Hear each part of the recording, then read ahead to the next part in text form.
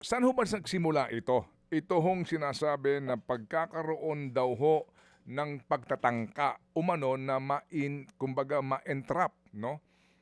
Kung tama ho yung word na ginamit ko o malagay sa alanganin si Executive Secretary Recto. Well, para po mas malinaw, maganda po yung tanong po ninyo, Kated. Ganito po kasi nangyari. Ito pong subject namin na yung pong talent manager, so to speak, o sabi nga, bugaw po, Mhm. matagal na po minomonitor po ng NCR, ng aming Okay. pong NCR office. May mga complaint na po ng human trafficking sa kanya. Mm. Pero kaya po nagkasa po ng operation, ng entrapment operation. Sabi nga po, itong daw taong to, high-end daw po nga, babae, tsaka lalaki, yung kanyang, so to speak, yung iniaalok para po magbigay ng sexual favors.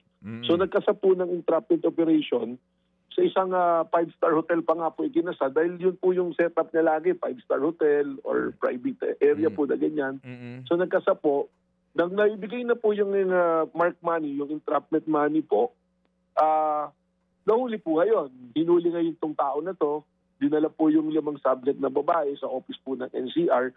So nang iniimbestigahan na po, dinideny pa niya na hindi ko naman tinanggap yung pera at saka hindi naman prostitution, PR lang, yun po yung term eh. Parang usap-usap lang daw. Pero nakapasok na po sila dun sa pribadong kwarto. Nung nagigipit na po sa pagtatanong, bigla po siya nagsalita na eto bang paghuli sa amin may kinalaman dun sa plano namin na na paninira. Character assassination po, yung term na ginamit kay Secretary Recto. Doon po lumabas na nung tinawagan ako ngayon po nitong mga investigador na, sir, ito pong subject na nahuli namin, may sinasabi na paninirang gagawin, character assassination kay Executive Secretary Ralph Recto. Kaya sabi ko, imbestigahan nyo, palalimin ninyo, at doon na po nagsalaysay yung plano po nila. Ang plano pong gawin, para po maliwanagan, hindi po ipapain yung babae kay Executive Secretary Recto. Kundi ang gagawin po, kukuha ng statement po yung 5 babae, kukuhaan po ng statement na ang palalabasin po ay si Executive Secretary Recto ay kumukuha sa kanya ng babae. Yung 5 babae na yun, nakuha ni Executive Secretary at sinasasabihin, nagdag-drugs, binubugbog, sinasaktan, nagsapahagaw ng pera. Ganun na po. Yun na po yung ginagawa rito. So, character assassination po. Lumalabas dito, Tatay, kung alam po nyo yung sa KGB, yung compromat na tinatawag. So, gagawa po ng parandusir na ginawa po nila yon para sirain po yung isang politiko o isang tao. Ganun po yung nangyari dito. Ayun. So, mas naintindihan ko na coming from you kung saan po ito nanggagaling. Itong istoryang ito na nakanin nyo ay gusto makuha yung panig ni Ginoong Leviste at saka nitong Ginoong Paras. Saan sila pumapasok ng dalawa? Ito po, dito nagtapat na po, nag-tell all na.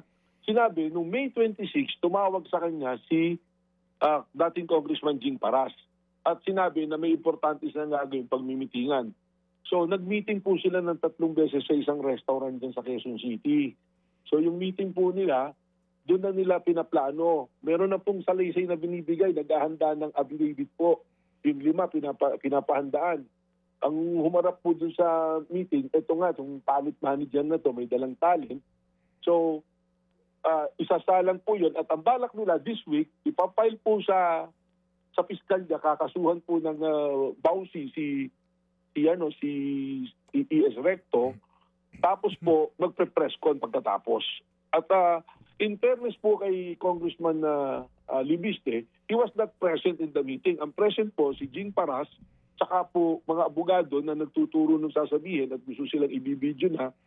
Tapos doon pinag-usapan yung pera. Doon na po lumabas yung pangalan ni Congressman Yandor Libiste nung sinabi po ni Jing Paras na ang magpupondo, ang gagamit, ang magpupondo ng operasyon ay si Congressman Yandor Libiste. So doon na po pumasok yun. Ganun po yung pangyayari, kaya lumabas po yung istorya. Meron ho ba... Meron pong... Go ahead, sir. Sige po. Meron po silang text exchange message sa Viber na nakuha na po namin. Si Jing Paras, tsaka po itong ito pong talent manager. Yung pong panig ni former Congressman Jacinto Paras, ano po, ni Jing Paras, ang sabi niya ho daw, sa tamang forum po siya sasagot dito sa aligasyon na ito. At kanya itinatanggi, ang binabanggit po ngayon ni Director Matibag, just for the record, at kami po sa aming programa ay bukas din po sa kanyang panig, just for the record. Ngayon po, Attorney Director, yun ho bang binabanggit nyo na handa na yung affidavit na supposed to be po ay pipirmahan nitong mga umano ay magkikwento against the ES? Yan ho ba ay nakakuha na kayo ng kopya? Wala po. Ganito po kasi yung nangyari dyan. So nag-usap. Tatlong meeting po. July 11, July 15, tsaka July 26 po. Yun po yung tatlong date ng meeting. So kino-coach muna po nila. Kino-coach. Tapos ang balak po, this week magkikita, bibigay yung affidavit. Pag pirma ng affidavit, babayaran sila ng 30%. Pagka-file sa piskalya po, tapos press con, babayaran ng additional 40%. Yung 30% daw, habang tumatakbo yung kaso, dun po babayaran. Yung po yung naging kaso. May sistema po talaga at kasama yung mga abogado. Yung po yung ina-identify namin. Sino yung mga abogado kasama? Kasi may pananagutan din po ito. Kung totoo po, itong sinasabi nga po na disenyo ito. Pero may detalye po kasi ibabalik ko lang po, Katid, hindi ko nabanggit. Doon sa 5 pong babae na na-rescue, nagkataon pa, isa doon yung isinasama rin sa 5 na ano po na gagamitin na mag-affidavit. Kaya 2 po yung nagtitistigo na parehas po yung istorya nitong talent manager sa itong babae na supposed to be gagamitin. So doon po lumabas yung istorya. Meron ho bang CCTV footage po yung mga meeting na binabanggit nyo na yan? Well, yun po yung ating ginagawa ngayon kasama po sa investigation natin na makapag-secure ng CCTV rito. Pero syempre may proseso po yan, Katid. Kaya kailangan po namin sundan lang po yung proseso niyan.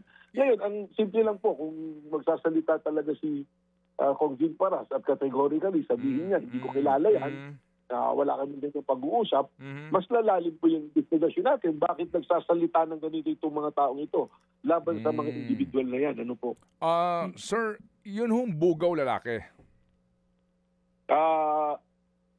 Para po gender correct, lalaki po yung gender niya pero ano po siya, LGBT po. Okay. Sir, kaninyo, lumabas na lang itong mga kwentong ito nung panahon na nahuli na ho sila on a separate operation, right? Opo. Okay, sige. Human trafficking po talaga yung kaso. Human trafficking. Opo. Sa isang 5-star hotel. Tama po. Hindi kaya itong bugaw na ito, kliyente niya talaga ito matataas na opisyal ng gobyerno? At talaga hong may engagement ng mga talents niya sa mga taong ito, kaya din naman may mga kwento-kwento na na kaya malakas ang loob kasi naging client na nila yung matataas na opisyal ng gobyerno. Well, yung possibility po na yan, tinitingnan natin, Katid. Actually, we have the access po ngayon sa kanyang gadget, yung telepono, because that is a subject of the operation. But just the same, we're applying for a cyber warrant para po makita namin. Although, siya naman po, voluntarily, sinishare niya yung mga information doon sa telepono. And I have to admit, Katid, meron pong mga nandun sa phone book ng telepono niya na mga medyo kilala pong personalities. Nitong bugaw? Opo. In other words, contact siya nitong mga personalities na ito kung kailangan nila ng serbisyo ng kanya mga talent. Well, that is something that we cannot assume yet. Basta ang sinasabi ko po, pag nakita po natin yung kanyang cellphone, yung phone book, makikita natin po, i-check pa rin po natin kung yung pangalan ay tumutugma sa actual na numero. Kaya nga po, sabi ko rito noon, parang Epstein yung pagkatao nito kasi yung mga binabanggit na pangalan, nung kanitunang kinakausap natin, may mga ano po, may mga kilala talaga, mga men in uniform, mga matataas na tao, mga negosyante, mga politiko. So, yun po yung isang tinitingnan po natin dito, Katid. Okay, sige. So, na atin po kailangan po papalalimin. Sige po. So, hindi ito, kumbaga, usapin na nagpaplano sila para kapag kinuha itong mga talent niya, para bagang i-entrap yung official, kung hindi, gagawa-gawa ng kwento.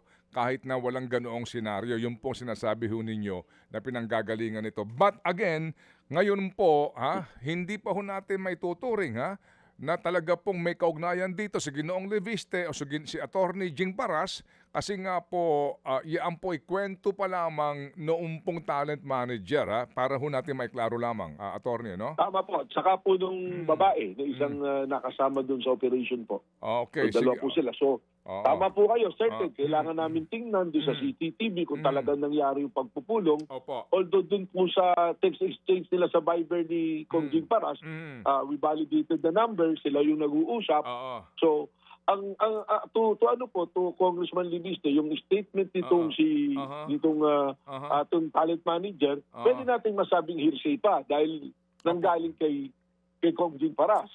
Pero yung sinasabi po nilang nakausap si Jing Paras, that is direct testimony na pwedeng i-deny po ni Kong Jing Paras at ng mga abogadong kasama po rin sa pagpupulong. Although may corroboration na po yung testimony nitong talent manager dahil yung talent po na isang kasama doon, parehas po sila ng storya. Ano po.